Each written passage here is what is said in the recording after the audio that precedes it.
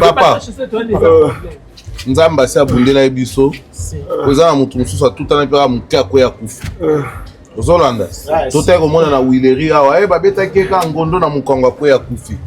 Mokileza makambo ebele. Liwa lelo ezokipe lisute. Ozolanda. Ya motuya mwana za mobimba. Bokende na bino etikali biso moto Hollande.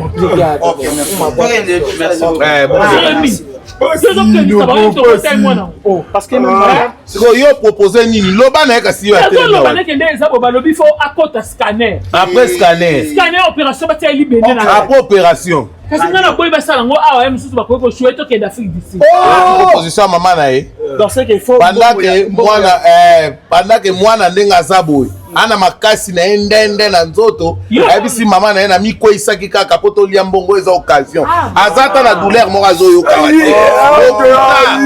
donc utatofanda na ya tosolola titonga na vandi ye mtavandaki mwana osa musala balabala ongolese mbongo abuzo. Celui qui vient demander les services de l'avocat. Chérie, s'il te plaît, je t'ai épousé. Quand je t'ai épousé, ozalaki na premier graduat. Ngam tu da futeli yo bambongo nyoso ya ba étude d'avocat au sali. Si tu es devenu aujourd'hui ce que tu es, c'est grâce à moi, c'est grâce à mon argent. Chérie, ça c'est un dossier qu'on considère nga loko la client na yote. Considère-moi comme ton mari. Cet argent-là que je veux dépenser, c'est ça pour la ouverture, il y a dossier. On peut utiliser ça à la maison pour autre chose. Vini, est-ce que tu sais que le simple fait pour toi de me rappeler ces choses est une infraction grave, punissable par le Code de protection des avocats de la République démocratique du Congo. En son article 7, alinéa 8. Chérie, tu sais à qui tu parles? Bolingo nanga na Victoria cosmétique ya sukate. Bolingo nanga na Victoria moto wakota te. Mama nangai. Bolingo ya Jérémy na Victoria cosmétique moto wakota te. Na yebi esika zwanga na bisika mimanga. Bongisa loposo. Longola tache, longola bouton. Na mbongo mukie Victoria cosmétique a sokoli loposo na yo. Na mbongo mukie okomi Soule Kauka. Na mbongo mukie okomi Vanessa Batuz. Na mbongo mukie okomi Nathalie Bumba. Victoria cosmétique bongisa loposo na yo. Mama nangai. En ce moment là. Maman a pena triste. Mais Moutoua est censé encore ta dossier au fond sur le rana belle-sœur. Ta belle-sœur, oui, je sais qu'en ça, mais c'est un dossier, c'est comme si Bandel Koluka Bandal Kalaba Poisanga, Bandal Kaba Kijinga. Parce que accident sur Isaneni et Zaïlo Romoko, ils ont déjà préparé.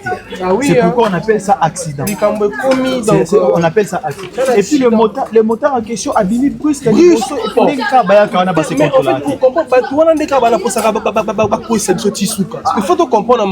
le mieux à faire, c'est que on a d'abord parlé à la belle-sœur. C'est elle qui va peut-être nous aider à pouvoir arriver jusqu'à la fin de Marambo. Bon, même pas né, c'est pas ça qui du coup, c'est moi mon temps pas profiter. À profiter, il n'y a pas eu mort d'homme. Et puis, Moutoyer a eu brisé que les calibos en voiture. En plus, c'est qu'ils sont Moutoyer un avantage. C'est ça, parce que Monique soit dans la moto, il y a un côté. Il y a un moto dans la voiture, ma voiture, bon, Robima. Bon, Robima. Et puis on appelle ça accident. Accident, c'est quelque chose qui n'a pas été prévu. Ouais, c'était pas prévu du coup, et commis, et quoi, bon, on n'a pas le choix. Oh. Salut. Ça va? Tu as pris du temps. Ça va? Ça va, la fatigue seulement. Ça va, Christian? Ça va très bien, bête. La fatigue seulement. Où mets les poignets? Il a dit que ça n'a pas que du boulot. Ok. Le procureur a abandonné compliqué, vraiment. Donc, il a fallu que zone, la bureau, Azakina, Batou, donc ça nous a pris la journée, fatigue. En fait, chérie, moi, tout ce que je veux, c'est que Batou, Oyo, Bambongo, Bazoli, Gabadi, Misanga, Iwana, Naza a besoin de foutre.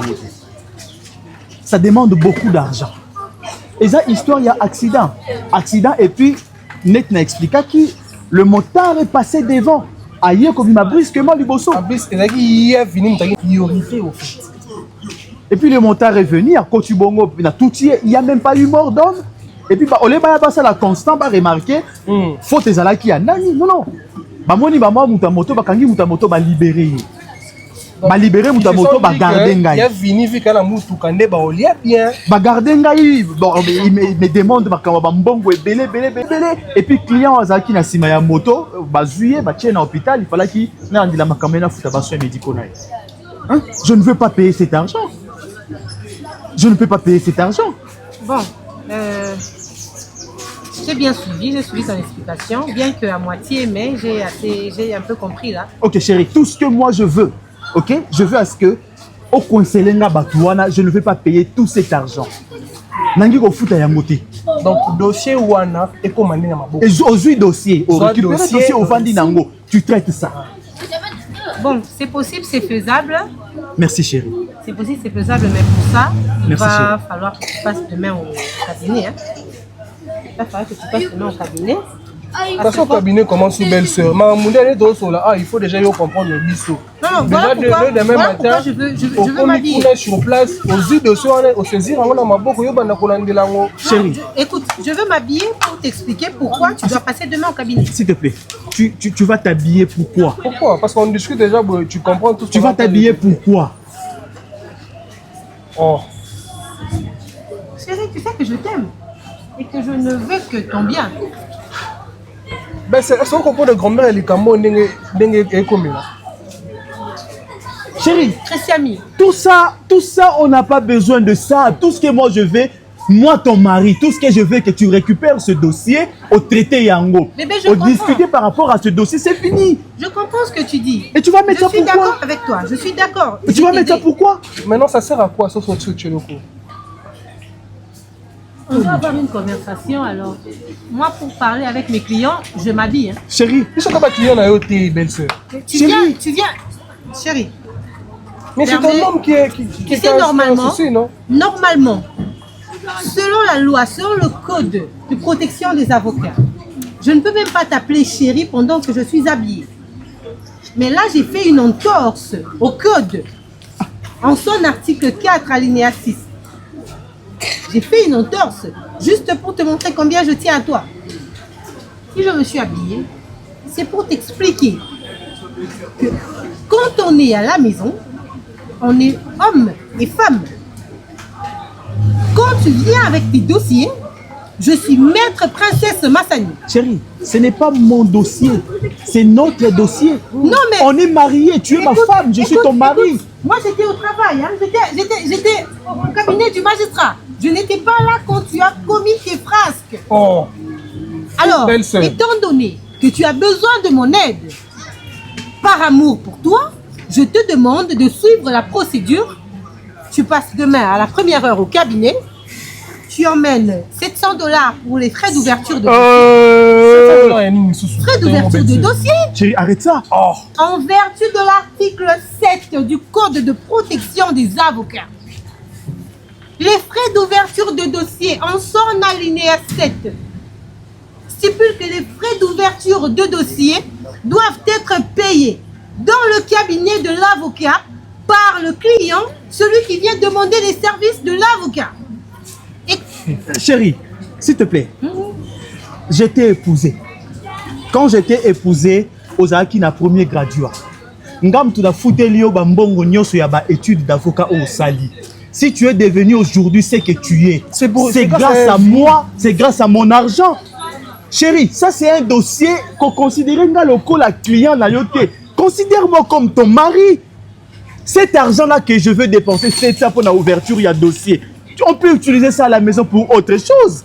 Vini, est-ce que tu sais que le simple fait pour toi de me rappeler ces choses est une infraction grave, Oh. Belle-sœur. punissable par le Code de protection des avocats de la République démocratique du Congo.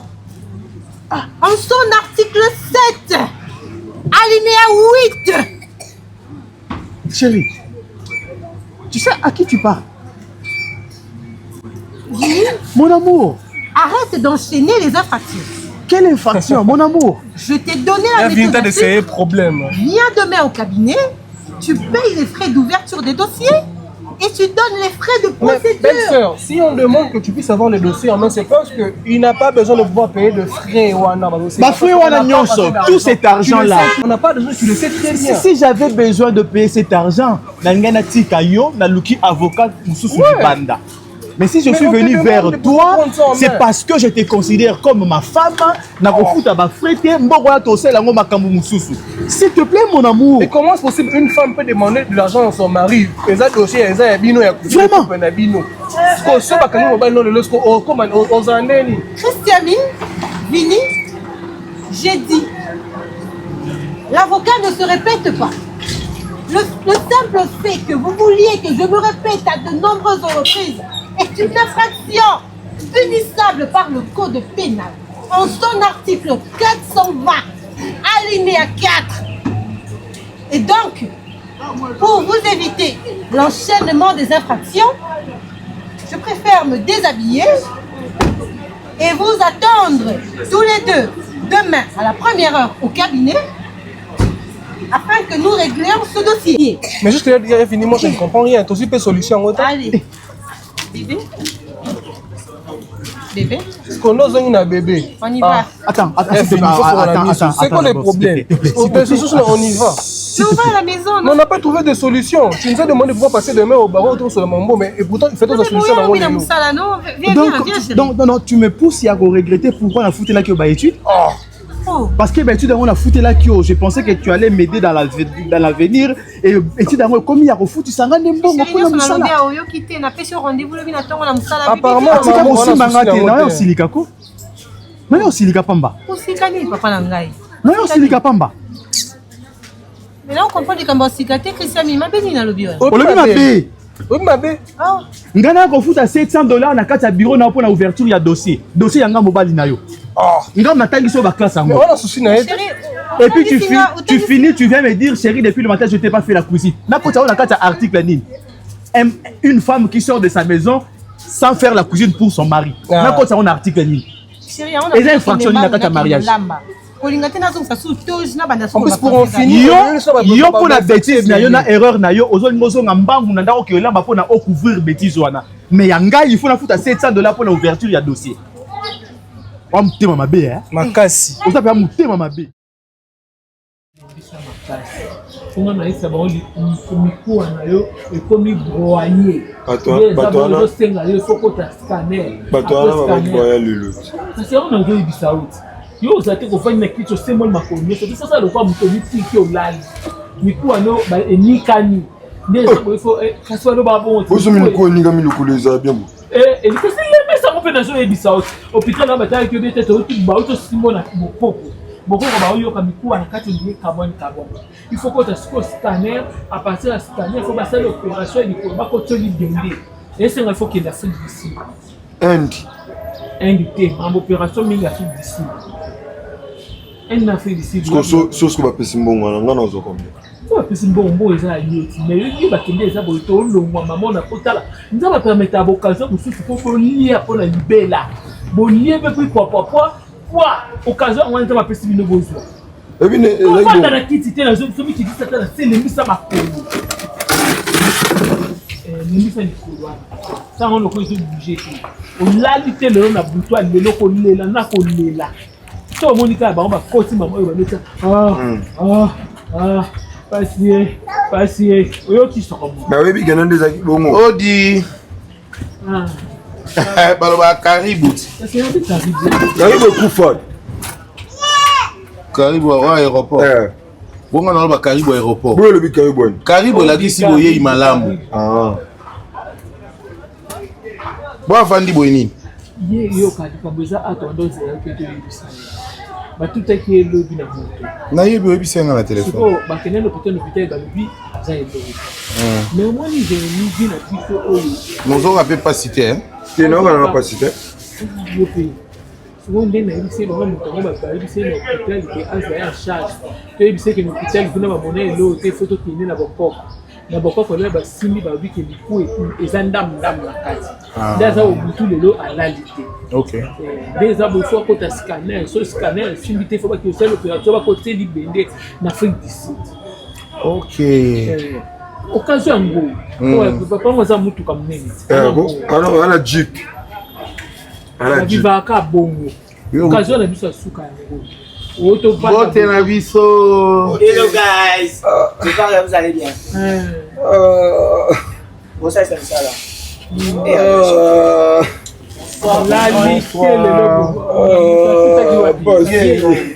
Maman na ye, on peut na ye. Lelo na yebi to hôpital yango. Hôpital yango tellement kolala ezaki te lelo na ntongo na tie na mokongo na memie na kisa bokoko. Epa bata bokoko basima. Babi mikuwa nende eza boza ya kokaba ni panza ko sava.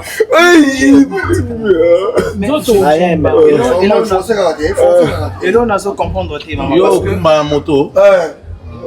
Et là on a so comprendre te parce que déjà et là quand on ndenge salimaki nazaki na priorité. Ye muta moto aye. Ah papa na yaka accident yo otama kama priorité. Ye muta moto aye komi bwaka pembeni ya voiture. Siko net bolobi mikuwa eza côté. Ya ninyo. Ceux qui mikuwa eza côté normalement c'est nzoto evimba. Si donc place mikuwa eza ya buka na nzoto gonfla ka evimba. Evimba ki mama na bokoko nda bambaki bakasa. Nato longa bakasa papa. Ba ba tango ka pa na dibi. Après to tika mena sala pasa na ba chaussette vraiment.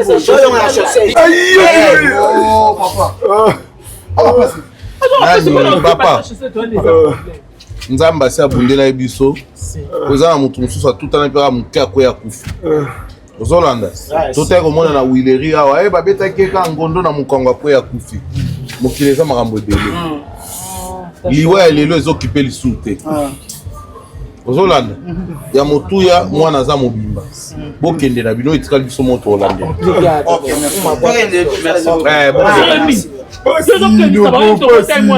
parce que siko yo propose nini loba na ye kasi yo balobi fo akota scanner après scanner opération batia libende na après opération kasi nga na boyi basala ngo awa ye mosusu bakoki koshue tokende Afrique du Sud proposition ya mama na ye dans ce qu'il faut pendant que mwana ndenge aza boye ana makasi na ye ndende na nzoto ayebisi mama na ye na mikweyisaki kaka po tolia mbongo eza occasion aza ata na douleur moko azoyokaka te lokuta tovanda na ye atosolola kitonga na vandi ye mtavandaki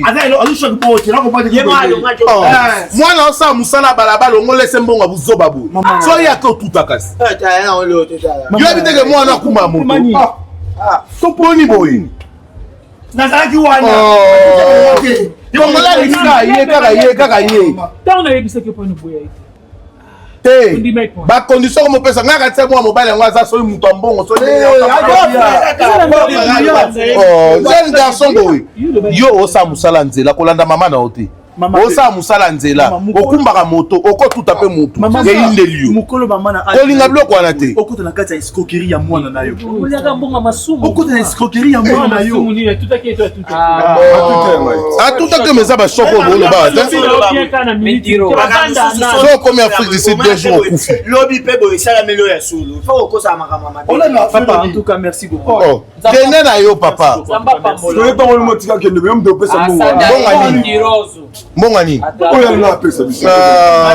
luka liboso apesa yo moto ndekolo te amoni oka asepeli na mpe o moto madame nanga aza avocate soki nabeteli dossier oyo ari kochange atourne yango contre vino kende na yo papa bakanga ye nanu bakanga na yo Marie Hélène sérieux eza sérieux nyonso te yo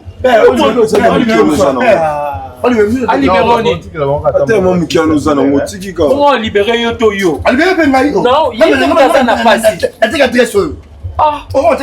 te moto akimaki aza te mpo lobaki yo moto teki balangage ya bato batanga bien te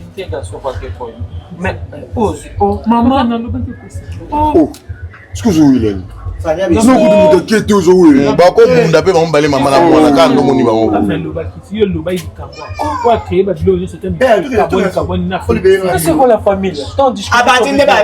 familia te ezali kama mama na mwana familia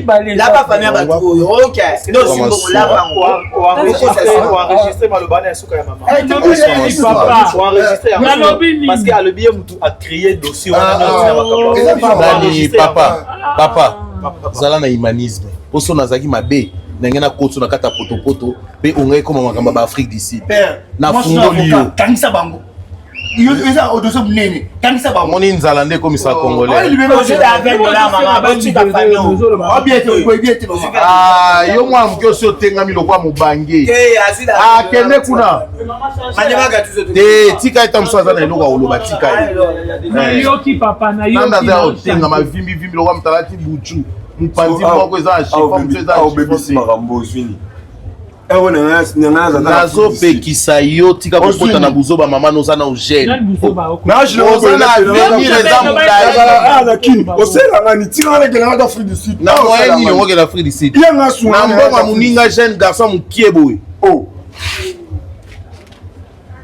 tanda obimiselanga mbuma misu ya bandeko bazalaka bandoki na bafamille Afrique du Sud pene yango emonani sokomona nazo evite yo nana bakanda na ngai awa nana bakanda tuna glodi ngandu nana bakanda nde nafandi bo naza mabe naza likolo keba mama no omona biloko amona ya de cela 20 quelques années passées keba